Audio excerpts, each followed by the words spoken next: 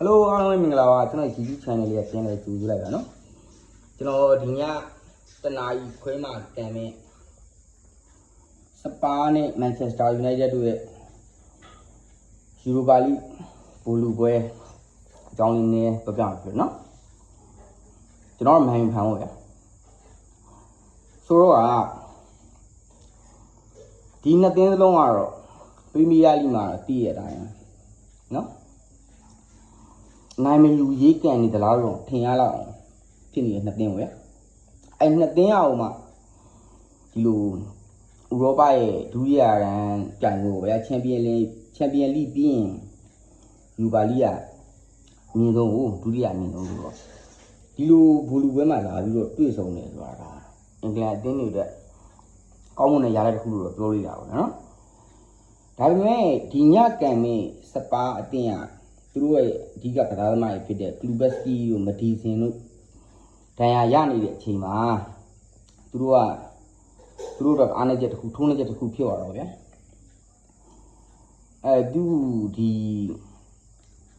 ဖော်ပြချက်ဟိုပြောရမယ်ဆိုတော့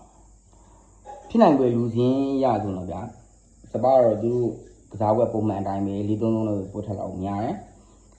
နောက်တန်းမှာပက်ဒရိုပိုရိုမဲရိုဗန်ဒီဗန်နဲ့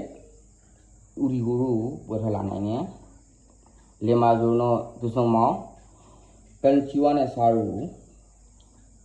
ထည့်သွင်းနိုင်ပြီးတော့အရှိတန်းမှာတော့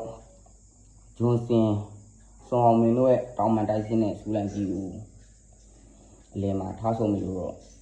ကျွန်တော်ထင်တယ်နော်တစ်ဖက်မှာလည်းနိုင်ယူအသင်းကိုကြည့်မယ်ဆိုရင်အဓိကနောက်တန်းမှာအဓိကကစားသမားတွေဖြစ်တဲ့ဒီလင်းနဲ့မာတီနာတင်ရရတယ်အဲ့တော့နှစ်သင်းလုံးနေနဲ့ကြည့်တစ်ဖက်တင်းကတိုက်စစ်သမားကစားသမားတွေတင်ရရတယ်ဗျာအဓိကတိုက်စစ်လိုက်မှကောင်တင်ရရတယ်တစ်ဖက်တင်းကြတော့လေအဓိကနောက်တန်းကစားသမားတွေတင်ရရတယ်ဆိုတော့ကညရလို့ပြောအောင်ဗျာသူတို့အတင်းကလည်းအနိုင်ယူတဲ့အတင်းတွေဒီပွဲကိုတတင်းတင်းတော့နိုင်အောင်ကန်ပါလို့ပြောရလောက်မအောင်အဲ့လိုဖြစ်နေတယ်ပေါ့နော်ဒီတော့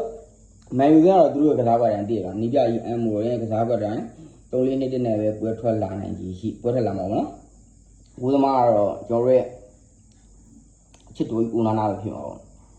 ဒီနေရာမှာတစ်ချက်ကြည့်ရမှာနောက်တန်းမှာပေါ့နော်နောက်တန်းမှာမာတီနဲ့ဒီလင်းနဲ့တန်ရရနေတယ်ဆိုတော့နောက်တန်းကစားသမားတွေတက်ကြည့်လိုက်ရင်အများကြီးရှိတော့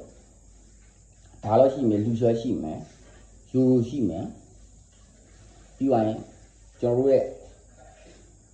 တချင်ကဆဲခဲ့ဘူးတဲ့အခုတော့အချစ်တော်ကြီးဖြစ်နေတယ်မကွာရရှိမယ်ပြီးရင်ဗီတာလင်ဒီလို့ရှိ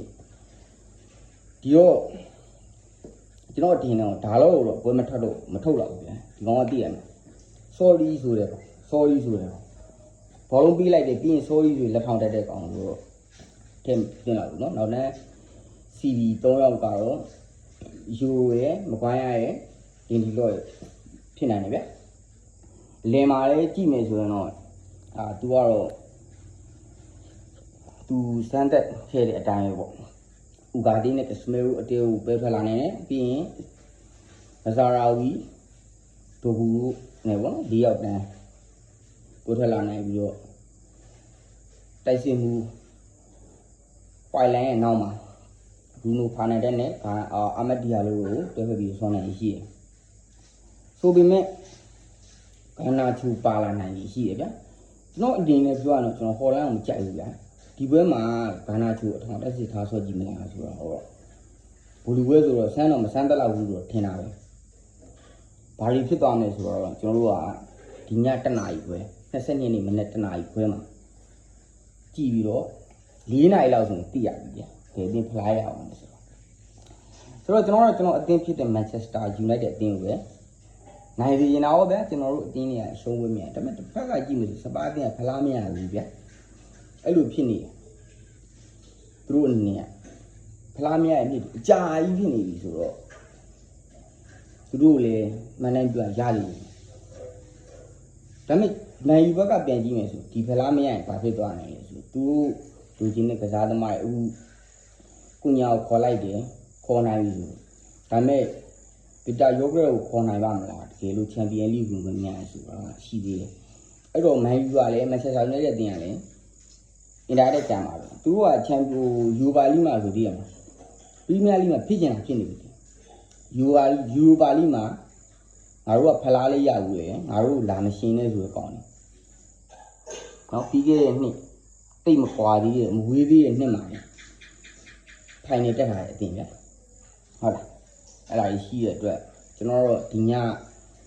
မိနစ်90တည်ရည်နဲ့မန်ယူအနိုင်ဖြစ်နိုင်ကြီးရှိတယ်လို့ပဲခံမှန်းကျွန်တော်ဗီဒီယိုလေးဒီမှာပဲဆုံးသက်လိုက်တယ်ကျွန်တော်ညီကိုရအောင်ကျွန်တော် channel လေးကို subscribe လုပ်ပြီးတော့ကျွန်တော်တင်ပြသတင်းတွေကြည့်ဖို့အတွက် notification လေးနှိပ်ပြီးတော့အားလုံးကျေးဇူးတင်ပါတယ်